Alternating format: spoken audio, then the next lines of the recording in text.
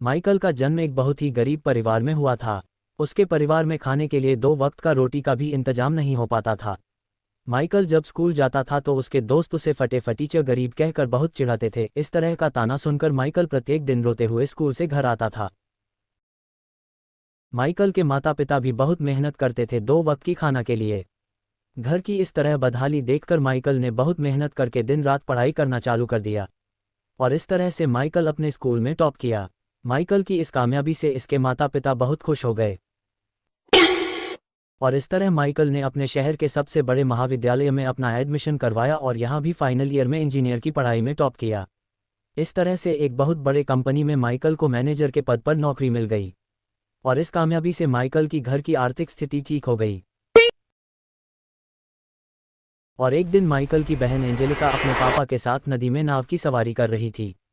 तभी अचानक उनके नाव में पीछे से बहुत बड़ा एनाकोंडा हमला कर देता है। इस हमले से एंजेलिका नदी में गिर जाती है। उसे नदी में गिरता देख एंजेलिका के पापा भी नदी में छलांग लगा देते हैं और एंजेलिका को बचा लेते हैं।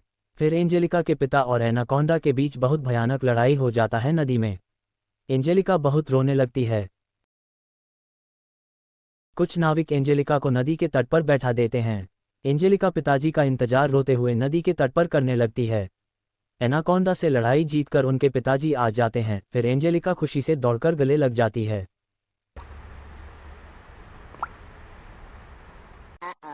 यहाँ से एंजेलिका अपने पिताजी के साथ सांडों का लड़ाई देखने चल जाती है। गलती से एंजेलिका सांड के बाढ़ में गिर जाती है। फिर उसके पिता बिना सोचे समझे सांड के बाढ़ में कूद जाते एंजेलिका को बचाने के लिए। एंजेलिका को बचाकर उसके पिता सांड से लड़ाई करने लगते हैं। तब तक 2 लोग एंजेलिका को बचाने में सहायता करते हैं। सांड और एंजेलिका के पिताजी की लड़ाई में एंजेलिका के पिताजी का जीत हो जाता है। एंजेलिका खुशी से दौड़ते हुए आकर अपने पिताजी के गले लगकर रोने लगती है।